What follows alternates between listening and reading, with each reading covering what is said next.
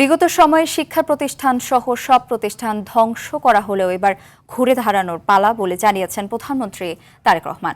প্রযুক্তিগত বিপ্লব মোকাবিলায় সার্টিফিকেট নির্ভর শিক্ষা ব্যবস্থার পরিবর্তে দক্ষতা ভিত্তিক প্রযুক্তি নির্ভর এবং বাস্তব ও কর্মমুখী শিক্ষা ব্যবস্থার কোনো বিকল্প নেই বলেও মন্তব্য করেন প্রধানমন্ত্রী। সকালে রাজধানীর চীন মৈত্রী সম্মেলন কেন্দ্রে জাতীয় বিশ্ববিদ্যালয়ের পাঠ্যক্রমে দক্ষতা ভিত্তিক শিক্ষা অন্তর্ভুক্তকরণ কার্যক্রম এবং উদ্বোধন অনুষ্ঠানে প্রধানমন্ত্রী এসব কথা বলেন। এ সময় তিনি প্রযুক্তি নির্ভরতার পাশাপাশি শিক্ষার্থীদের নৈতিকতা এবং মানবিক স্বাস্থ্যের উন্নয়নে বেশি জোর দেওয়ার জন্য শিক্ষকদের প্রতি আহ্বান জানান।